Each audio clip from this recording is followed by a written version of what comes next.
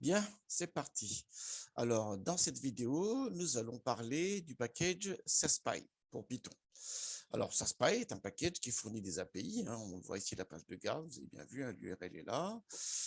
SaSPy donc, fournit des API qui permettent d'accéder à SAS. SAS joue le rôle de serveur de calcul, du coup.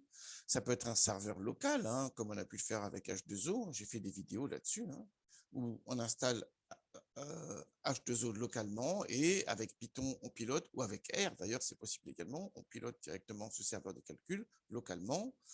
Mais on peut aussi avoir un serveur de calcul qui est distant, qui est dans le cloud, si vous voulez. Alors, une petite contextualisation pour bien comprendre les enjeux qu'il y a derrière. Il est évident que la volumétrie sera toujours, encore une fois, un problème tout le long de l'évolution de la science des données, la volumétrie, parce qu'on traite plus de données, parce qu'il y a plus de données disponibles, parce que aussi on a des données donc non structurées qui impliquent aussi des traitements de volumétrie, notamment avec des descripteurs de plus en plus nombreux, ainsi de suite. Et donc la volumétrie sera toujours un problème récurrent dans la science des données. Ça, c'est sûr.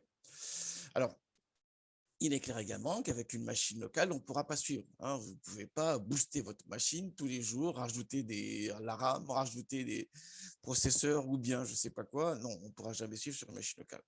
Donc, il y a deux solutions possibles. Il y en a un, c'est l'informatique distribuée, justement Hadoop Spark, qui permet justement d'exploiter des machines qui sont en cluster, une série de machines reliées entre elles. Voilà. Mais c'est très bien, ça. Moi, je suis tout à fait d'accord là-dessus. Justement, ça fait partie des enseignements qui sont intégrés dans le master dont je m'occupe. Ça, c'est sûr. Mais c'est une compétence supplémentaire qui va largement au-delà du machine learning. Ça également, c'est sûr.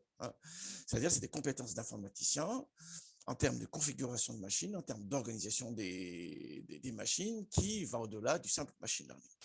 C'est pour ça qu'on ne peut pas se contenter uniquement de je fais du random forest, je fais du machine learning, je connais toutes les méthodes, voilà, et hop, je suis capable de faire. Non, parce que après, il faut le mettre en œuvre, et pour le mettre en œuvre, il faut des compétences d'informaticien qui passent notamment par l'informatique distribuée, d'une part. Donc voilà, c'est une compétence qu'il faut avoir, mais qui nécessite beaucoup de travail, voilà, beaucoup de compétences, et aussi le travail dans le cloud, qui est un autre enjeu également. Alors, moi, je regarde beaucoup ça parce que je suis très attentif. Je fais travailler mes étudiants sur des choses difficiles avec des grosses volumétries. Eux, ils ont leur ordinateur portable, bon, ça ne le fait pas. Ils travaillent dans la salle machine d'université. Les machines d'université sont déjà nettement meilleures, donc c'est déjà une avancée. Et il y a un dernier enjeu, c'est travailler dans le cloud. Alors, j'avais fait des vidéos également sur Google Colab, typiquement, ou bien également sur H2O, dont on avait parlé tout à l'heure. Voilà. Et dans ce cadre-là, il y a deux manières de travailler. Soit on se connecte dans le cloud et on travaille directement dans le cloud. On a vu ça avec SAS Demande for Academics. J'ai fait des vidéos là-dessus. Voilà. Ou bien également avec Google Colab. Vous trouverez ça dans l'ensemble des vidéos. Je ne vais pas le montrer ici parce que je n'avais pas prévu de le montrer. Je ne veux pas qu'on se disperse. Mais donc, c'est une possibilité. Il y a une autre possibilité, c'est que j'écris mon code en Python. J'écris mon code en Python directement localement, voilà, sur ma machine. Et c'est le package, c'est un package c'est des packages qui vont servir qui vont établir des connexions avec la machine distante, lancer les calculs, donc envoyer les ordres de calcul sur la machine distante, après avoir chargé les données sur la machine distante, sur le cloud, dans les nuages. La machine distante, on ne sait pas où est-ce qu'il est, il peut être en Europe, il peut être aux États-Unis, il peut être en Asie, on verra ça tout à l'heure. Et une fois qu'on a fait ça, il fait les calculs là-bas, avec des ressources qui sont largement au-delà de notre portée, de toute manière. Et une fois que les résultats sont terminés, on rapatie les résultats pour les afficher ici localement. Voilà. On est vraiment dans le calcul dans le cloud cette fois-ci, et ça nous ouvre des portes immenses pour la gestion de la volumétrie. Parce que nous ne sommes plus limités par les ressources locales, on est limité par les ressources distantes qu'on peut moduler comme on veut. Ça fait partie des choses. Donc, j'avais fait aussi un tutoriel sur Azure Machine Learning, du temps où on avait accès librement, facilement. Voilà, on voit aussi qu'il y en a pour Amazon, et on voit aussi qu'il y en a sur Google. Voilà. Donc, c'est des choses qu'il faudra explorer de plus en plus à l'avenir, clairement, clairement. Qu'on explore déjà, de toute manière, mais qu'il faut aller encore voir plus loin en termes de possibilités, en termes de possibilités pour nous pour réaliser des calculs supplémentaires sur des volumétries plus importantes. C'est ça l'idée. Bien. Alors, dans cette vidéo aussi, donc là, ça s'inscrit dans un cadre Je voulais montrer ça 2 secondes. C'est un cadre différent où cette fois-ci, donc le logiciel de calcul se comporte comme un service. Je vous enjoins à lire cette page Wikipédia de Software as Services, le SaaS. Voilà. Ça donne une idée de ce qui est possible de faire dans ce cadre-là, le calcul dans le fameux cloud. Bien. Alors, il y a Amazon, j'avais dit, il y a Google, il y a aussi Azure de Microsoft, très bien, très bien, très bien. Il y en a un qui est pas mal également, parce qu'on peut y accéder librement. Vous savez, vous connaissez mon attachement pour les outils libres pour l'enseignement, en tous les cas. Voilà, pour mes étudiants en priorité. Et parmi les outils libres dont on a accès, que peuvent accéder mes étudiants, il y a SAS, le logiciel SAS. Donc, j'avais montré ça la dernière fois, ça c'est une demande for Academics, qui est là, et j'avais dit qu'il suffit d'avoir un compte académique et vous pouvez vous connecter et vous pouvez travailler dessus. Donc, c'est un outil très simple, voilà, et j'avais fait des vidéos justement pour la rédaction donc logistique, pour l'indiscriminante, ainsi de suite. Voilà. Alors, ce qui est intéressant ici, du coup, c'est qu'on va essayer de voir comment nous, en écrivant du code local Python, via le package SASPy, on peut accéder à SAS on Demand for Academics, aux ressources de calcul qui sont à distance sur le programme SAS on Demand for Academics. C'est ça l'idée. C'est très intéressant. C'est très intéressant.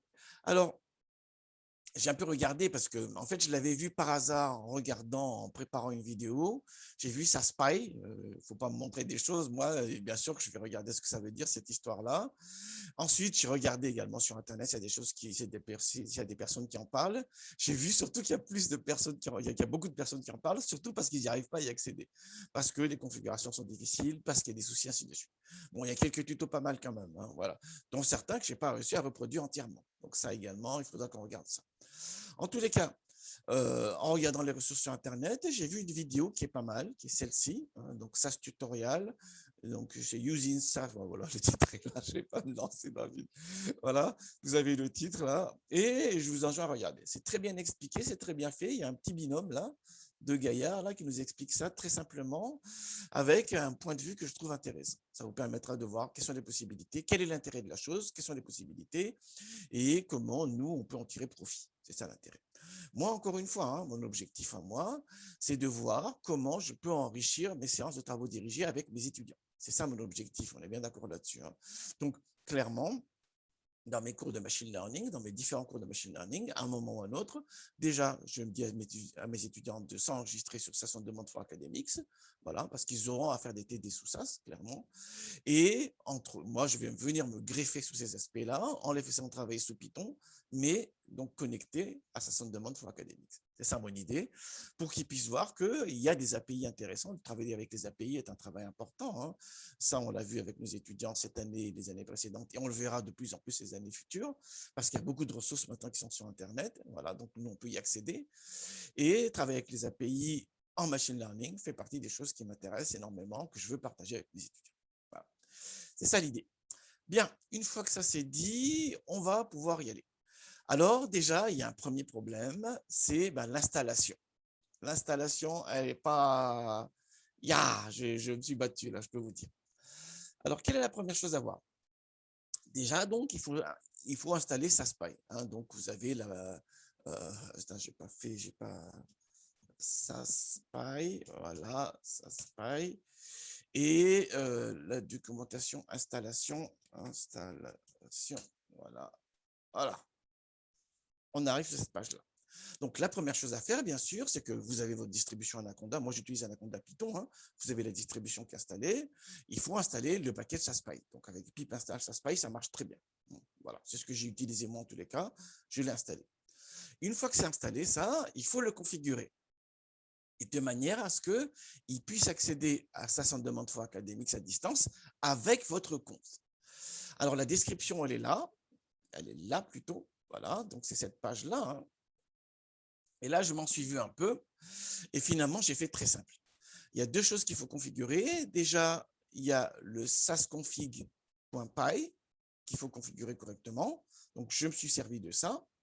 J'ai écrasé le fichier par défaut parce que quand j'ai essayé de faire le fichier personnel, là, ça n'a pas marché du tout. Donc, j'ai laissé tomber.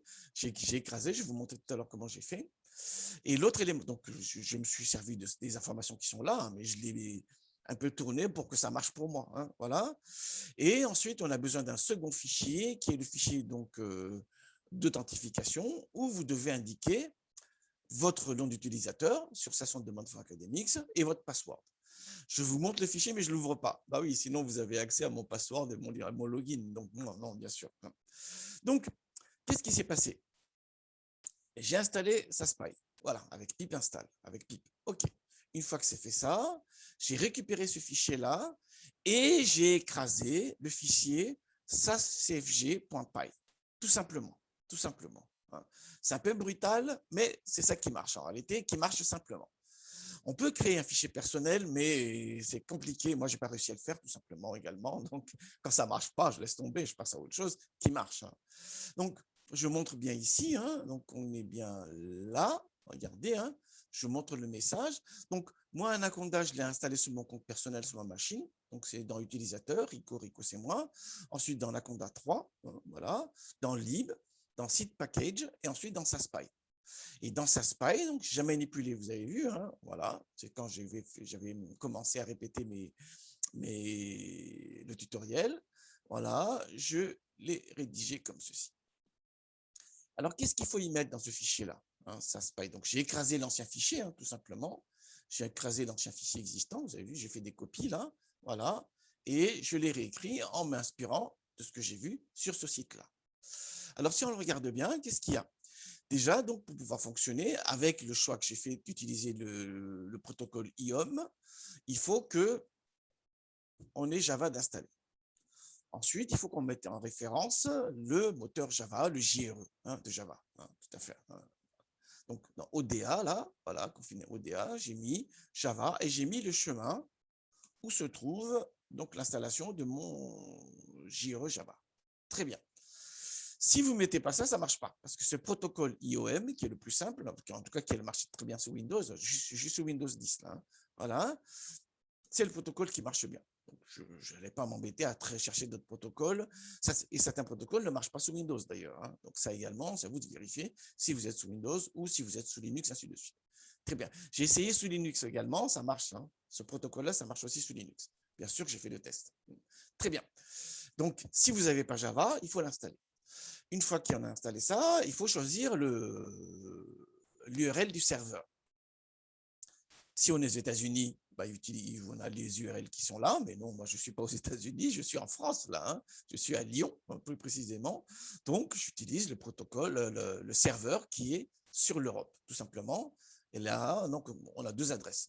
J'imagine que s'il y en a un qui ne marche pas, il switch sur l'autre, ainsi de suite. Voilà, très bien.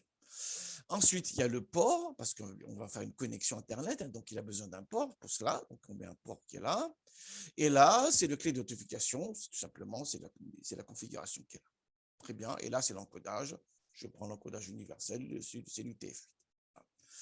Donc, premier élément, ce fichier-là, donc il faut le configurer. Si vous le faites comme moi, là, ça marche très bien, sauf que veillez bien à ce que le Java soit au bon endroit. Si le Java est à un autre endroit, il faut mettre le bon chemin, là, on est d'accord. Sinon, pour le reste, là, si vous mettez tel quel, il n'y a aucun problème. Mais encore une fois, si vous avez Java à un autre endroit, mettez le bon chemin pour qu'il accède à Java. Ça, c'est un premier point. Ensuite, l'autre point important, il est là, très bien. Donc, c'est pas ça, c'est ça. Il y a le fichier d'authentification qui est là. Donc, on met un underscore, on met haute info. Et dans ce fichier-là, vous inscrivez votre nom d'utilisateur de Session de demande for Academics et votre password. Voilà, vous avez le modèle qui est là, qui vous dit ce qu'il faut faire. Donc moi, j'ai repris ça. Simplement, là, j'ai mis Rico. Voilà, Rico avec voilà. Et là, j'ai mis mon password, c'est-à-dire, mais non, je ne vais pas le dire en fait. Voilà. Voilà. Une fois que vous avez fait ça, tout est bien. Vous pouvez démarrer et c'est ce qu'on va faire maintenant. Alors, 2 secondes avant de démarrer, quel fichier je vais utiliser? Je vais utiliser tout simplement les fichiers Breast Cancer. Les fichiers Breast Cancer, c'est un fichier qui est ultra connu en machine learning du temps des années 90, quand je commençais moi-même à explorer en profondeur le machine learning. Voilà. Et c'est un fichier, en réalité, je l'ouvre rapidement là pour que vous le voyez.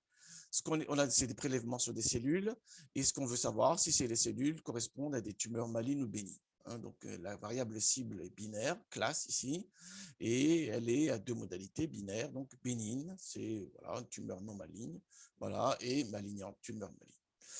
Pour prédire donc l'appartenance des cellules qui ont été prélevées, on a des descripteurs là, voilà, qui sont, je ne connais rien parce que je ne suis pas médecin, hein, voilà, la taille des cellules, la forme des cellules, ainsi de suite.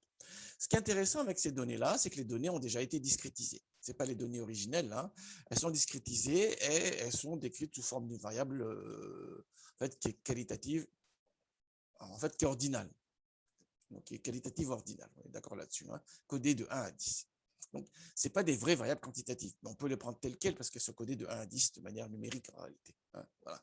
Mais bon, on n'a pas l'info sur quelle était la nature originelle des variables, quelles unités, voilà, ainsi de suite, quelle plage de valeur, ainsi de suite. Là, elles sont directement discrétisées. C'est un fichier relativement simple et on comprend à peu près ce qui se passe sans avoir d'expertise mirobolante sur les cellules et sur les problèmes de cancer dans ce domaine-là, en tous les cas. Bon, c'est ça qui importe pour nous dans le domaine du machine learning, hein, dans l'étude des méthodes. Bien, une fois que c'est fait ça, on peut y aller. Alors, qu'est-ce que j'ai fait? Donc, du coup, j'ai préparé, donc j'ai lancé Jupyter Notebook, hein, vous allez là, bien sûr, vous tapez, bon, ça apparaît de l'autre côté, mais vous démarrez Jupyter Notebook, soit via donc un Coda Navigator, soit vous le démarrez directement, c'est ce que j'ai fait moi. Et j'ai préparé, vous avez vu également que j'ai fait quelques essais, et j'ai préparé un petit notebook que je vais démarrer maintenant. Bien, donc je clique dessus, hop là, voilà, il est en train de démarrer. Bien, j'ai préparé le code et l'idée, c'est qu'on va commenter ensemble en mettant en exergue des points clés parce qu'il y a plusieurs endroits où c'est très important. Première étape, on importe la librairie, voilà, et j'affiche la version parce qu'on sait très bien qu'avec les versions des packages, des fois, il y a différence de comportement, ainsi de suite. Il faut être vigilant là-dessus. C'est ce que je fais ici. Voilà. Ensuite, je regarde le fichier de configuration qui est utilisé. Donc là, c'est là que j'ai eu un peu de difficulté parce que j'ai créé un fichier personnel, mais je n'arrivais pas à le faire utiliser. Donc du coup, j'ai écrasé le fichier par défaut de configuration. Donc j'affiche le fichier qu'il utilise et c'est bien ce fichier-là. Vous avez bien vu, hein? On a le chemin qui est là, voilà, et tac, le chemin est là, et c'est bien le chemin qui est indiqué ici. Voilà. Donc on est bien sûr que c'est le fichier que j'ai édité qui va utiliser. Très bien. Ensuite, maintenant, je vais faire la connexion. Je vais établir la connexion avec le serveur distant, donc le Session Demande for Academics. Hein. Et là, je lui dis que, donc ça, c'est la variable qui va me permettre de manipuler la connexion. Très bien. J'utilise ici le package et je fais appel à la fonction SASSession. Et je veux que, comme je travaille dans Jupyter, je veux que les résultats soient affichés au format HTML. Donc, ici, il s'insère de manière ici harmonieuse à l'intérieur de mon notebook. Voilà. Très bien, c'est ce que je fais ici. Donc là, il est en train d'établir la connexion. Ça y est, il l'a établi. Il lui a donné un numéro d'identifiant. Bon, très bien. Première chose à faire, vérifions la configuration de notre connexion. Les informations sur la connexion. Donc, c'est ici, voilà. Et on a les différents éléments. On a le serveur qu'il a utilisé. Vous avez vu qu'il utilise directement le premier serveur, là. Voilà, la version de SAS. Ici, la version de SASPy, du package que j'ai utilisé. Voilà. Et le mode d'accès. IOM, c'est ce qui marche très bien. En tout cas, j'ai utilisé à la fois sous Linux et sous Windows. Ça marche très bien. Très bien. Une fois que c'est fait ça maintenant, alors, maintenant, j'ai fait la connexion, mais les données ne sont pas en ligne encore. J'aurais pu les charger directement dans une librairie en ligne. C'est une possibilité. Là, j'ai fait une autre solution, j'ai mis en place une autre solution, c'est que je charge les données en utilisant le fichier qui est là, hein, le fichier de démonstration qui est là. Voilà. Je vais le charger d'abord ici localement et ensuite, je l'envoie sur le serveur à distance, dans le cloud. Voilà. Mais, il y avait une autre possibilité, c'est que tout simplement, je crée une banque dans le serveur SAS à distance, je charge à la main donc les données dans le serveur à distance, surtout s'il est volumineux, ça me paraît une très bonne idée ça. Et une fois qu'il est dans la banque à distance, voilà, dans mon application ici, je me connecte et je me connecte sur les données, voilà, pour pouvoir lancer les calculs sur ces données qui sont à distance. C'est une autre possibilité. Hein. Sur les gros volumes, ça me paraît plus judicieux. Bon, là, c'est un petit exemple d'école, je n'allais pas m'embêter là-dessus. Donc, les données, je les charge localement, je les envoie à distance, et ensuite, je les exploite à distance. Mais vous avez bien vu, hein, il y a ces deux aspects-là. Il y a ces deux stratégies-là. Très bien. Donc, je change le dossier, je lis les fichiers avec Readexcel, avec la version de Panda actuelle, là. Voilà. Et j'affiche les infos. Voilà. Alors, 2 secondes, j'affiche la version de Panda, là, parce que des fois, il y a toujours des petits problèmes avec Panda. Version de Panda, c'est panda.__, version __. Voilà. J'utilise la version 1.3.0. Très bien. Donc, on a 699 observations, on a 10 variables, on a les descripteurs qui sont là, plus la classe qui est la variable cible, object, hein, une colonne de chaîne de caractères. Bien. Très bien. Alors, qu'est-ce qui se passe alors? Comme mes données sont locales ici et que je veux utiliser les ressources de calcul distantes de SAS, qu'est-ce qui se passe? Mes données, là, data frame, je vais les envoyer dans les données SAS à distance, hein, avec la connexion que j'ai établie. Très bien. Les données, ces variables D, là, celles que j'ai chargées, le fichier Excel, voilà, qui est un data frame maintenant, hein, on a bien vu, hein, c'est un data frame qu'on a là. Et je l'envoie à distance, voilà, et je le mets comme nom de table Brest, parce que c'est la base Brest Cancer, et dans la librairie Work. Comme ça, elle est accessible directement. Donc, on voit très bien, hein, qu'on peut établir des connexions sur une base distante et les manipuler ici, hein. Ça peut être un exercice intéressant, ça. Ah, ça me donne des idées. Clairement, je vais demander à mes étudiants dans un de mes exercices là de mettre les données à distance, voilà, et d'y accéder ici via le package et de lancer les calculs pour connaître les résultats là. Ça peut être un complément intéressant de cette vidéo-ci. Bon, en tous les cas, moi, j'ai envoyé les données à distance et donc DS maintenant, c'est une sorte de pointeur de fichier. C'est une sorte de pointeur de dataset en fait, hein, une sorte de pointeur de data frame, mais à distance. Donc, j'exécute. Et on n'a pas un data frame cette fois-ci, on a un SAS data. Vous avez bien vu, hein? On a un SAS data. Alors bon, ok, mais est-ce que mes données sont corrompues? Est-ce qu'il y a un problème ou quoi? La première chose, c'est que j'affiche les données, je fais la description des données. J'exécute. J'ai affiché les premières lignes, il m'affiche les 5 premières lignes, on a bien le tableau de données. Ça, c'est plutôt une bonne chose. Je veux avoir une description plus complète, donc je fais appel à describe ici, hein, voilà. Très bien. Alors, si vous voulez avoir plus d'informations, tout simplement, on va le voir juste après. Describe, voilà. Et on a la description, en fait, c'est comme le describe de Panda, hein. On a le nombre d'observations, donc on peut voir si les données manquantes ou pas. Voilà, il n'y a pas de données manquantes, la médiane, moyenne, écart type minimum, les quartiles, ainsi de suite, mais le maximum. Très bien, ça vous donne une description rapide des données, ça permet de voir si des données manquantes ou pas, je disais encore une fois, et aussi de voir s'il y a des colonnes de constantes ou pas. Si j'ai un écart type de 0, ça veut dire qu'on a une colonne de constante en fait. Donc là, l'utilisation, bah, ça n'a pas beaucoup d'intérêt. Alors, ces instructions-là, je les ai trouvées en ligne, mais on peut avoir une description complète de ces instructions avec dir de DS. Hein. Dir permet la description d'un objet avec les propriétés et les méthodes d'une classe Python. Donc, je fais dir là, paf. Voilà. Et c'est là que je vois qu'il y a head, headmap, ist, input, info, ainsi de suite. Il y a beaucoup de choses. Voilà. Il y a une série de choses à faire. Donc, par exemple, moi, je fais ici colonne info, c'est comme le info. Hein. Voilà, on a les informations comme le info de Panda. Hein. Voilà, on a ici le type, la longueur, ainsi de suite. Bon, très bien. C'est très par ordre alphabétique, tiens, pour le coup. Voilà, on voit bien que la variable classe est une chaîne de caractères pour lui, c'est un vecteur de chaîne de caractères. Très bien. Et on peut calculer par exemple un bar plot. Voilà. Je me suis amusé à reproduire ce que j'ai trouvé. Hein. Je vais en reparler tout à l'heure. Et on peut aussi faire un scatter plot. Voilà. Bon, là, dans l'occurrence, comme les données ont été discrétisées, il y a plein d'exécos, bien sûr, hein, parce qu'on a des codes, en fait, des codes numériques. Du coup, donc les valeurs vont de 1 à 10, mais en fait, il y a plein d'exécos, du coup. C'est pas l'essentiel ici, c'est de voir le fonctionnement de l'outil. C'est pas le graphique en lui-même. D'accord. Bien. Alors, pourquoi ça m'a intéressé, cette histoire? Déjà, parce qu'on travaille dans le cloud. Voilà. Ça, c'est une compétence qu'on doit avoir. Et vous voyez qu'il n'y a pas, c'est pas mirobolant comme compétence. Hein. Il suffit simplement de comprendre les principes, de savoir configurer des outils et de pouvoir les utiliser. J'aurais pu le faire également avec d'autres outils gratuits. Hein. S'il y a des solutions cloud gratuites en ligne, la connexion et l'utilisation, c'est pas trop un problème en réalité, pourvu également qu'on ait un package Python qui nous fournit des API. Voilà. Ça, c'est le premier point important. Le deuxième point qui me paraissait intéressant, c'est que du coup, je me suis dit, il y a des algorithmes de machine learning et de statistiques sous SAS. Est-ce qu'on peut les exploiter et ramener les résultats sous Python? Ça m'intéresse, ça. Hein, surtout pour le programme SAS on Demand for Academics. Je fais beaucoup travailler mes étudiants sur les algorithmes de deep learning, sur les random forest, sur les grandeur boosting, sur différentes méthodes, si vous voulez, voilà.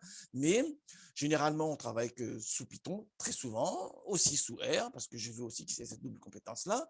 Mais pourquoi pas aller voir également ce qui est disponible dans les autres serveurs de calcul, typiquement, notamment ceux dans le cloud. Voilà.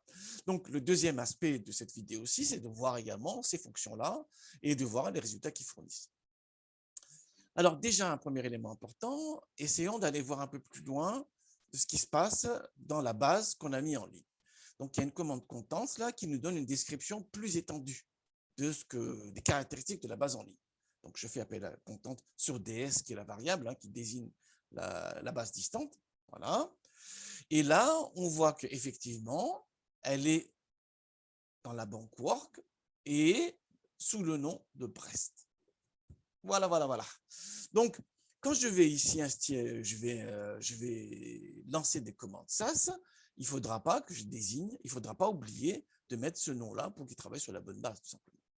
Et on voit également qu'on aurait pu mettre DS également en lien sur une autre librairie avec une autre base. C'est tout à fait possible. Hein, et avoir la description ici. Alors, bon, il y a les descriptions en plus. Bon, très bien. On voit que le CreaSlot, la machine note est sous Linux. Hein. Voilà. Très bien. Il y a différentes informations. Bon, ça ne m'intéresse pas plus que ça. Alors, quelle est la stratégie qu'on va utiliser? Il y a différentes stratégies. Je vais en reparler tout à l'heure, mais il y en a une très simple. C'est que j'écris des commandes SAS, parce que connaître les commandes SAS, c'est quand même pas très compliqué. Et ces commandes SAS-là, je le soumets au serveur. Et ensuite, je récupère les résultats. Voilà. C'est ce qu'on va voir dans cette vidéo-ci. À la fin de la vidéo, je montrerai d'autres stratégies qui permettent également de lancer des commandes SAS. Voilà. De tirer profit, et non pas de lancer des commandes SAS, mais de tirer profit du SAS Cloud. Voilà. Très bien. Mais moi, pour le coup, donc, je prends une solution très simple, c'est que j'écris des commandes SAS, je le soumets au serveur, je récupère les résultats et je les affiche via les API Python fournis par SASPy. Bien. Alors, typiquement, je fais appel à la POC-MINT sur les données Brest. On sait maintenant que dans le work, il y a Brest. Et pour les variables, bchromatin et bnucléi. Et ensuite, je fais appel à run. Très bien. Point virgule, je vais oublier le point virgule. Voilà, et j'exécute. Et cette commande-là, je le soumets au serveur SAS. Et je récupère dans une variable. Voilà ce qui se passe ici. Paf. Voilà, ça y est, c'est terminé. Et en fait, il y a deux types de résultats. Il y a le log, voilà, le log qui est affiché par ça systématiquement quand on fait des calculs, et l'ULST, en fait, qui est la sortie. Listing, si vous voulez. LST, ça doit être listing, je pense. Voilà. Sauf que moi, je veux qu'il s'affiche en HTML parce que je veux que ça s'affiche de manière harmonieuse dans mon notebook Jupyter. On est d'accord. Donc, de l'objet sash, je fais appel ici à la méthode HTML et je récupère le contenu ici LST de moyenne. Et voilà, on a une sortie en HTML bien présentée, avec même des couleurs, si vous voulez, qui permettent de voir les résultats. Donc, on a moyenne, écart type, voilà. Très bien. Donc, une stratégie simple que nous allons utiliser, c'est j'écris les commandes SAS, je le soumets via la fonction submit, voilà, et les résultats, je l'affiche au format HTML pour qu'il s'insère dans ma page ici, dans mon notebook. Voilà. On verra tout à l'heure qu'il y a d'autres stratégies. Alors, du coup, je me suis dit, on va voir pour la régression logistique. Alors, qu'est-ce qui se passe? Voilà, je fais la POC logistique, voilà, avec les données. Je veux qu'il m'affiche entre autres la courbe ROC. Ici, donc la variable cible, c'est classe, avec la modalité cible malignante. Et les variables explicatives, voilà, c'est clun plus haché, ainsi de suite, et je fais run. Alors, ici, j'ai mis un seul guillemet parce que j'ai écrit tout sur une seule ligne. Là, j'écris les commandes sur plusieurs lignes, du coup, je mets 3 guillemets, tout simplement. Et de nouveau, j'affiche les résultats. Donc, je lance, voilà, il envoie la commande en ligne, il fait les calculs en ligne, il me renvoie les résultats, et moi, je peux y accéder ici avec LST, et voilà les résultats. Donc, on a bien la description, voilà la table, variable de réponse classe, niveau de réponse, modèle, binaire, scoring Fisher, Fisher scoring, et les coefficients doivent être par là, donc les différents indicateurs qu'on connaît bien, donc je ne vais pas m'attarder là-dessus. Voilà, on a les estimateurs, les estimations des coefficients, voilà, les écarts types, qui de Wald, ainsi de suite, pour tester la significativité des coefficients. Voilà. Ensuite, on a les autres ratios. Voilà. Très bien. Ce qui nous importe, donc, c'est bien ça, c'est que on écrit des commandes SAS, les commandes SAS, c'est pas non plus mirobolant à comprendre, on est bien d'accord là-dessus. On les soumet, voilà, et on récupère les résultats. Ce schéma-là, on va l'utiliser avec différentes méthodes. Alors, déjà, j'ai vu en explorant l'outil qu'on a des outils qui sont à haute performance. Ah, très bien. Là, typiquement, la régression logistique, on peut avoir la régression logistique HP. Alors, ça n'a rien à voir avec le fabricant d'informatique. Voilà, c'est tout simplement haute performance, voilà, qui permet du coup de traiter des plus grandes bases, j'imagine, avec plus de rapidité. Bon, très bien, moi je teste. Voilà, donc j'ai réécrit ma commande là. La seule chose que j'ai modifiée, c'est qu'à la place de logistique, voilà, j'ai mis le HP logistique et j'ai enlevé ici la modalité de référence. Donc, très bien. Allons-y, j'exécute, voilà, et j'affiche les résultats. Voyons s'il y a des différences. Et je vois déjà qu'avec cet outil-là, on fait du calcul donc en multitrading. Vous avez vu, donc machine unique, voilà, multitrading. Alors j'imagine que ça dépend des machines que vous louez à distance. Ici, de la possibilité d'utiliser des machines plusieurs, ainsi de suite. Moi, je suis sur la version académique, la version gratuite pour les étudiants, et je vois que quand je suis sur une version gratuite pour étudiants, il m'a alloué. Alors peut-être aussi que ça dépend de la volumétrie, je ne sais pas comment c'est configuré, il faut regarder la documentation pour bien voir ça. En tous les cas, dans mon exemple-ci, il m'a alloué donc ici une machine unique et il m'a alloué 2 trades sur cette machine unique. Voilà. Très bien. Voilà. Bon, je n'ai pas mesuré le temps de calcul, mais bon, comme on utilise plus de trades, normalement les calculs sont plus rapides, on est bien d'accord là-dessus.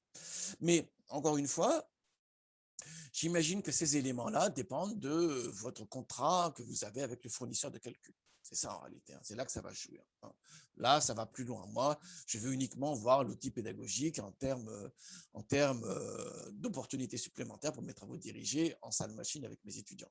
Mais bon, pour ceux qui sont plus intéressés dans les calculs à haute performance avec des très grandes volumétries dans un cadre professionnel, voilà, il faut regarder votre contrat, j'imagine, pour voir qu'est-ce que vous pouvez avoir ici comme possibilité supplémentaire. Voilà. Alors, je suis allé plus loin, je suis allé voir les random forest. J'ai vu aussi qu'il y a un random forest à haute performance. Bah, je regarde. Donc là également, je regarde, je fais un proc HP forest, toujours les données Brest. Voilà. Ici, la variable cible, c'est classe. Voilà. Et là, le work, il est même pas. Enfin, c'est pas nécessaire de le mettre. Moi, je l'ai mis ici. Ah oui, je l'ai mis tout le temps, mais c'est pas grave. Manière. Voilà. Et ensuite, on met les inputs, j'en ai mis peu, pas besoin d'en mettre des tonnes non plus. Maintenant qu'on comprend le principe, pas besoin de voilà. Et j'ai lancé. Très bien. OK, donc je ne sais pas, et on peut le paramétrer, j'imagine. Il faut voir aussi dans la documentation. Mais les random forest, on peut le paramétrer, j'imagine, le nombre d'arbres, ainsi de suite. Voilà. Bon, je ne suis pas allé voir plus loin. Moi, ce qui m'intéresse ici, c'est l'étude de SASPY. Je m'en tiens à ça. Ça y est, les calculs sont terminés. J'exécute. Voilà. De nouveau, j'ai droit à une machine unique, j'ai droit à 2 trades, et voilà, très bien, on a une série d'informations ici, variables testées, nombre d'armes, ainsi de suite. Voilà. Ah oui, j'ai 3 variables soumises, et du coup, sur les sommets, là, il a fait le fameux tirage aléatoire, il n'en prend que 2 à chaque fois, il a créé 100 arbres, donc voilà, mais c'est paramétrable, voilà, et une série d'informations qui sont là, voilà. Et on a l'erreur ici en out of bag. Ça, c'est pas mal. Ça, c'est pas mal. Donc, au bout du... Ah oui, il met l'erreur pour toutes les... Donc, quand j'ai un seul arbre, quand j'ai 2 arbres, et quand j'ai mes 100 arbres. Voilà. Ça, vous verrez dans le cours. Je fais un cours là-dessus, une méthode... les méthodes ensembliste basées sur les arbres, et entre autres, je parle justement de l'erreur ici en out of bag. Voilà. Et là, on a l'importance des variables. Bon, très bien. Bon, là, je ne vais pas refaire le cours, ce n'est pas le lieu ici. Mais on voit que dans les sorties de SAS, on a les différents éléments qui permettent donc d'expertiser les résultats. Ça, c'est intéressant. Ça, c'est intéressant. On a aussi... il y a des choses vraiment intéressantes. Très bien. Une fois que c'est terminé, ça, qu'est-ce qui se passe? Ben, je me déconnecte tout simplement du serveur distant. Voilà, donc c'est que j'exécute ici. Et voilà, c'est fini. Alors, il y avait d'autres manières de faire, c'est ce qu'on va voir maintenant. Très rapidement, hein, on a des tutos en ligne qui sont très intéressants. Alors, ce tuto-là, il est sur le GitHub SARS Software là, de Tom Weber, j'imagine. Voilà. Voilà, Tom Weber, effectivement. Et il y a différentes manières de faire. Il a refait, je me suis inspiré de ce qu'il a fait. Je regardais ce qu'il a fait, je regardais. Sauf que moi, je me suis concentré sur les méthodes de machine learning parce que ça m'intéresse plus. Et déjà, il y a une première manière de faire, c'est d'utiliser les commandes SAS magiques. Voilà. Je ne le retrouve pas là, hein, mais en regardant bien, vous trouverez. Très bien. Donc ça, déjà, c'est un élément intéressant. Il y a aussi un autre tuto qui est intéressant, qui est là, de Sophia Roland, cette fois-ci, hein, Sophia Roland. Voilà. Peut-être qu'on a le SAS magique là. Hein. Alors, je mets magique pour voir. Ah ben voilà.